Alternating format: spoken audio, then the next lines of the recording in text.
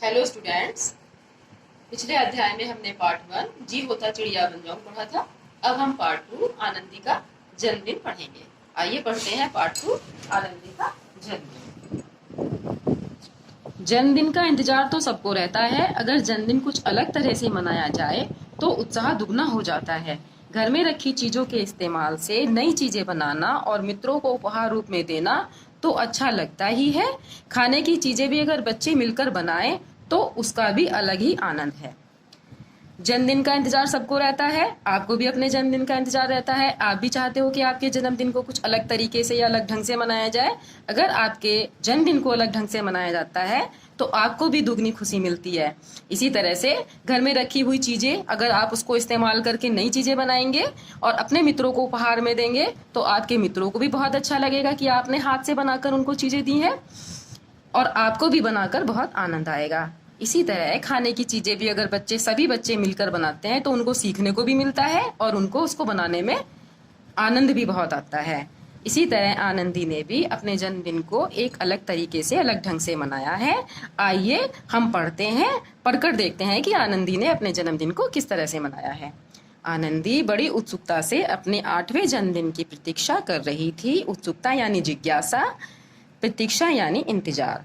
आनंदी को अपने 8वें जन्मदिन की बहुत इंतजार था कि वह किस तरह से मनाया जाएगा। उसको बहुत जानने की इच्छा थी, यानी जिज्ञासा यानी जानने की इच्छा। उसने अपने मित्रों की सूची भी बना ली थी।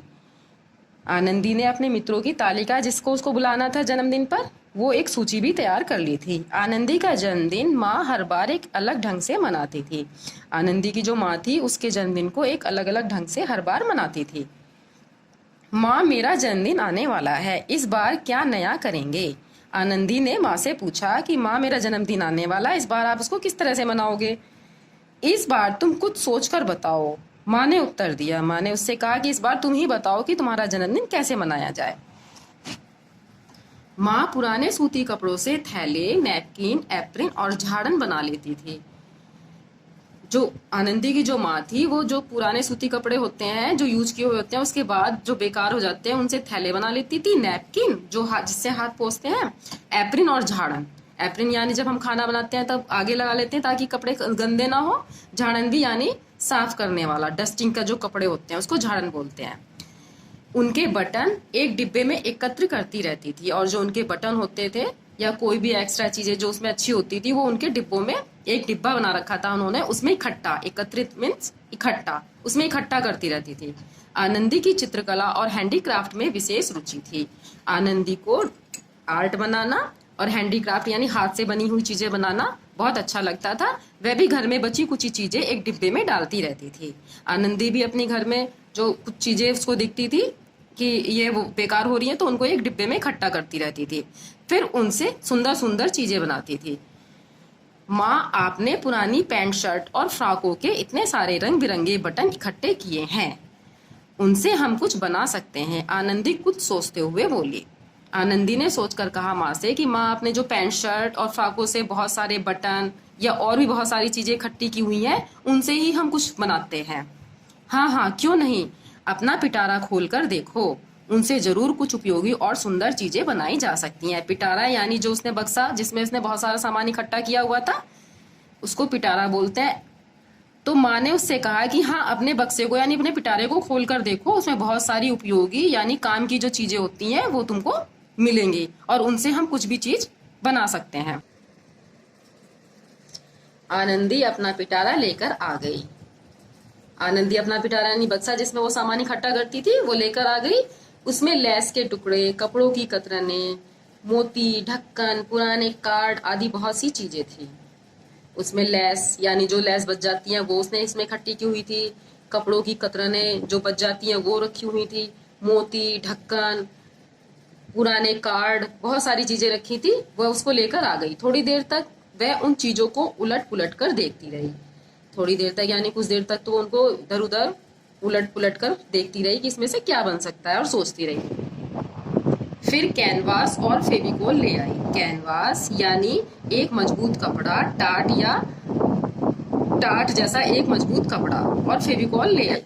कपड़े की कतरनों और रंग बिरंगे बटनों की मदद से उसने कैनवस पर एक सुंदर नमूना बना दिया। माँ ने पूछा, और खाने में क्या क्या पसंद करोगी? माँ ने उससे पूछा कि तुम खाने में क्या क्या पसंद करोगे? माँ, इस बार मैंने 7-8 मित्रों को ही बुलाया है, हम सब मिलकर खाने की स्वयं ही कुछ चीजें बनाएंगे। आनंदी ने उत्तर दिया कि माँ, इस बार मैंने सिर्फ 7-8 मित्रों को ही अपने बुलाया है, इसलिए हम खाने की चीजें खुद ही बनाएंगे, स्वयं यानी खुद। यह तो बहुत अच्छी बात है, लेकिन अभी मैं तुम्हें गैस जलाने की अनुमति नहीं दूंगी, माँ ने कहा। माँ ने कहा, यह तो बहुत अच्छी बात है कि अगर तुम ही लोग कोई चीज बनाओगे अपने हाथों से, लेकिन मैं तुम्हें गैस जलाने की आज्ञा, अनुमति या मंजूरी नहीं दूंगी। आनंदी माँ के आंचल से हाथ पोंछती हुई बोली। आनंदी ने माँ के आंचल यानी माँ के साड़ी के पल्लू से हाथ पोंछते हुए कहा कि हम लोग भेलपूरी, सैंडविच और नींबू पानी बनाएंगे, जिसमें गैस की जरूरत नहीं होगी। मेरी प्यारी माँ, हम लोग ऐसी चीज बनाएंगे जिसमें हमें गैस की जरूरत नहीं होगी। आप बस सामान लाकर दे दीजिएगा, आप सिर्फ इन सब का सामान लाकर दे देना। आखिर जन्मदिन वाला दिन आ ही गया। जन्मदिन वाला दिन आ गया। उस दिन सुबह से ही आनंदी ने घर साफ कर लिया, माँ की मदद ली, माँ ने भी उसके घर साफ करवाया। माँ ने भी भेलपूरी, सैंडविच और नींबू पानी के लिए आवश्यक चीजें रसोई घर में रख दी। माँ ने यानी सारा सामान, सैंडविच, नींबू पानी बनाने के लिए सारा जो सामान होता है वो सब रसोई घर में रख दिया। छुट्टी का दिन होने के कारण सुबह 11 बजे सब मित्र आ गए। क्योंकि छुट्टी का दिन था इसलिए सब बच्चे जो हैं, सब उसके जो मित्र थे, सब समय पर आ गए। आनंदी ने कैनवस पर बनाया नमूना सबके सामने रखा और मित्रों को गोले में बैठाकर बीच में कैनवस, फेविकोल, कपड़ों की कतरने और बटन रख दिए। आनंदी ने जो कैनवस का जो एक नमूना बनाया था वो एक बीच में रख दिया, जो उसने डिजाइन बना के रखा हुआ था उसको बीच में रख दिया, और सभी बच्चों को एक एक कैनवस, फेविकोल और कपड़ों की कतरने, बटन सब वहां रख दिया और बच्चों को दे दिया। बच्चों ने भी सबने मिलकर बनाया। बच्चों में बहुत उत्साह था, बच्चों में बहुत खुशी थी, बहुत उत्साह था। सबने कैनवस पर नमूने के अनुसार आकृति बनाई। बच्चों में बहुत जोश था, यानी बहुत उमंग थी उस चीज को बनाने के लिए। उत्साह मीन्स जोश, उमंग। सबने कैनवस पर नमूने के अनुसार आकृति बनाई। दादी जी, दादाजी, रति बुआ और मनु चाचा भी आए हुए थे। जो आनंदी के दादाजी थे, दादी जी और उनकी बुआ और चाचा जी भी आए हुए थे। वे भी बच्चों की कलाकारी देखकर बहुत प्रसन्न हुए। कलाकारी यानी उनके बनाने की कला देखकर कि वो कितने अच्छे तरीके से बना रहे थे, और वो भी बहुत खुश हुए, प्रसन्न, खुश हुए। रति बुआ की मदद से, यानी रति बुआ की सहायता से, मदद मीन्स सहायता से, बच्चों ने भेलपूरी, सैंडविच और नींबू पानी बनाया। रति बुआ ने उनकी बहुत मदद की, सहायता की भेलपूरी, सैंडविच और नींबू पानी बनाने में। माँ ने केक लाकर रखा। बच्चों ने जन्मदिन का गीत गाया। बच्चों ने सबने मिलकर जन्मदिन का गीत गाया। आनंदी ने केक काटा। अब आई खाने की बारी। बच्चों ने अपनी बनाई खाने की चीजें पहले दादाजी को दी, और अब खाने की बारी आई तो जो बच्चों ने खाना बनाया हुआ था खाने के लिए, वो उन्होंने सबसे पहले दादाजी और दादी जी को दिया। दादाजी बोले, वाह, मजा आ गया बच्चों के हाथ की बनी चीजें खाकर। तो दादाजी ने कहा, बच्चों के हाथ की बनी चीजें खाकर तो मजा आ गया। फिर सब बच्चों ने अपनी बनाई चीजों का स्वाद लिया।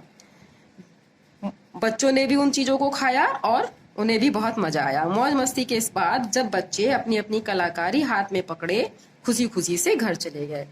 मौज मस्ती यानी हंसी खुशी के साथ जब जो बच्चों ने बनाया था वो सब लेकर अपने हाथ में खुशी खुशी अपने घर चले गए।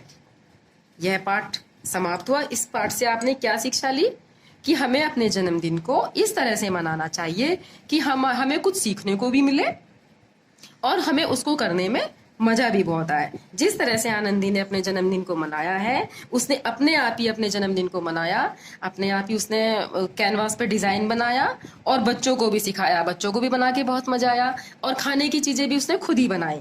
इस तरह से आप भी अपने जन्मदिन को मनाएंगे तो आपको भी बहुत ही आनंद आएगा।